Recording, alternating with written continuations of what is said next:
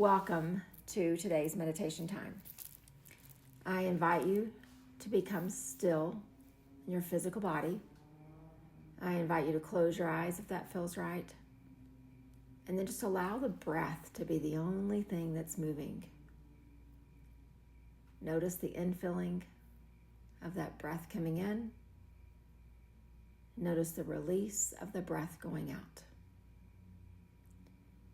And see if you can bring the body to just a little more stillness so that you can really notice how the breath is moving you. And as you do that, just check in with yourself. See what stillness feels like.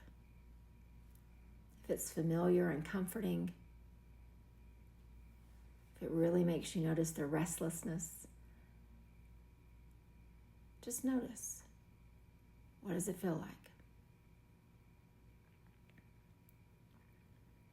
And then let's take a couple breaths together to just join our energy into this present moment. So just a slow, deep breath in. And then a gentle, slow breath out. And a slow breath in. And again, a gentle and slow breath out. And then returning to this idea of the body becoming still and only the breath moving. The Yoga Sutra that inspires these moments that we have together today comes from the 4th chapter. It's number 15. And it's this idea of us checking in with our samskaras.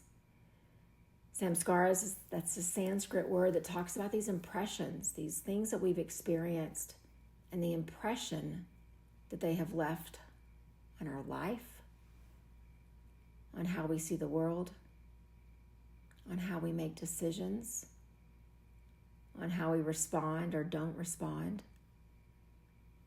But in this particular Yoga Sutra, what Patanjali wants us to do is to begin to understand that my samskaras are not the same as yours. And it sounds so obvious, so rational to understand that. But what he wants us to do is not just understand it, but live from that sense of understanding. Because we will all notice some of the very same things in the world. We'll see a news headline. We'll watch something happening across the globe in another part of the world. We'll hear something going on in the political system or in society. And then we won't understand why it is that you think about it the way that you think and why that is so different than how I think. And what Patanjali wants us to understand is our samskaras, our impressions, they really color how we see the very same thing that someone else sees. And it's not that one of us is right and one of us is wrong. It means that we need to sit with our samskaras, our impressions, and really begin to understand if they're distorting what reality is for us. They're very convincing. They make us believe that what we're seeing is true. That what we're seeing must be the reality that everyone else is seeing. And when they don't see it that way, we get frustrated. Or we judge. Or even worse, we cause harm with our words and with our actions. But this particular Yoga Sutra is not asking me to sit with your samskaras and evaluate why you think the way that you do, or for you to do that with mine.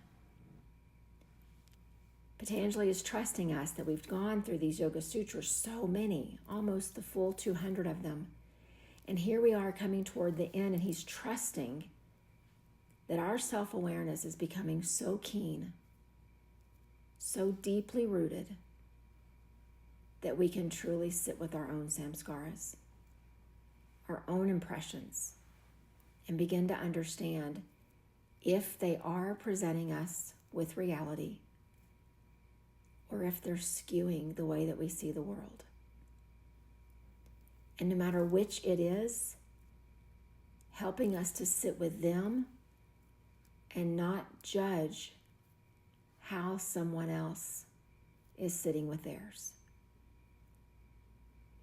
And it sounds almost simple and easy as we pause here in meditation. But all we have to do is stand up and move back into our world of activity, and something will come up on social media, in the news headline, in a conversation with someone in your family, and you will realize that it's the same situation that you're both talking about, and how you see it is dramatically different.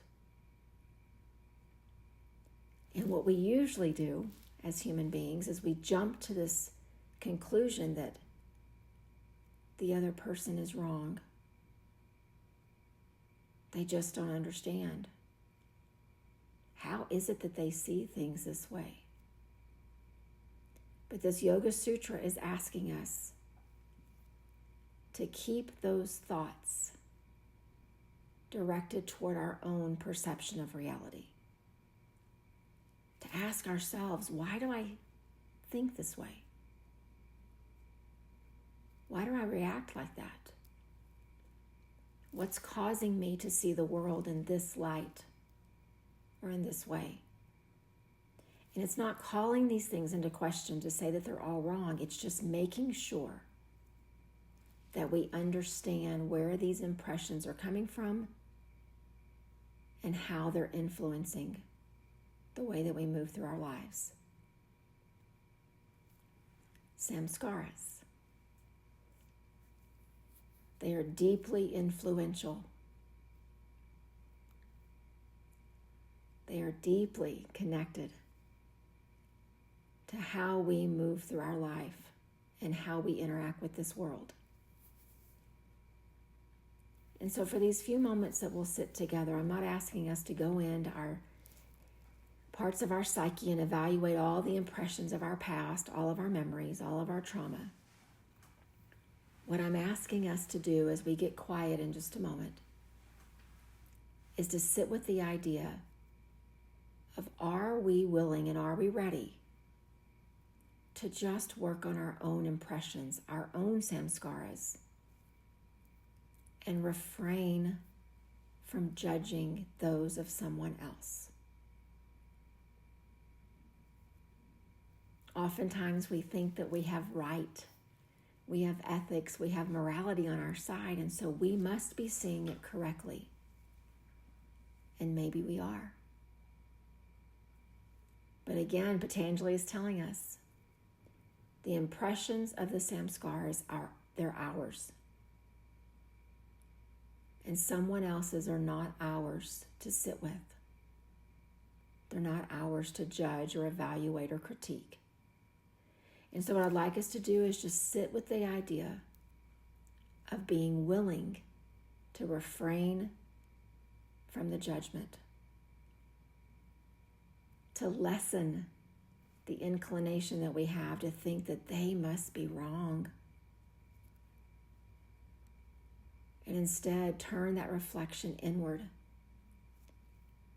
and check and see why it is that we see the way that we do, and why it is that we believe the way that we believe. And so let's just sit for just these next couple of moments and just ask ourselves, am I willing to consider refraining from the judgment? Things will still bother you. They'll still prick your spirit. They'll still press a button. But are we ready and willing to consider refraining from the judgment? And each time we feel it coming, instead, turn that reflection back on our own impressions. Checking in and making sure that we're not just being influenced by stuff of the past, but we're truly using discernment that this practice offers us to see clearly. So just continue to breathe. Continue to allow the physical body to be as still as you can. Just ask yourself the question, are you willing to sit with the idea of refraining from the judgment?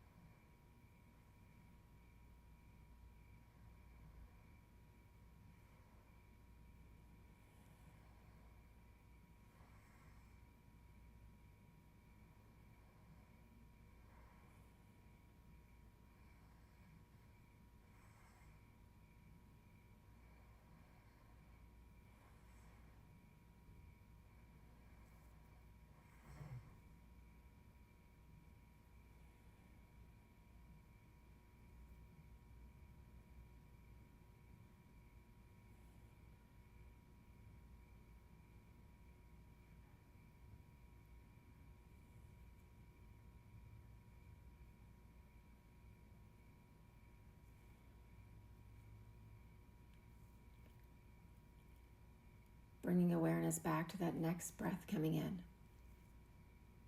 Notice it filling you up. And that next breath going out, allowing you to release. Maybe we can use the breath as this reminder. The breath that comes in is our reminder that the reflection needs to be internal. It needs to be on our impressions, our samskaras, and the breath going out is us releasing this overwhelming need that we feel to let others know that they've missed the mark.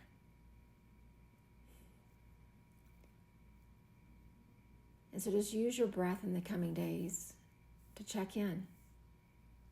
Again, not digging in and unpacking every single impression. That's not what the sutra is about. It's just making sure that you're willing to sit with your impressions instead of inserting yourself to sit with someone else's.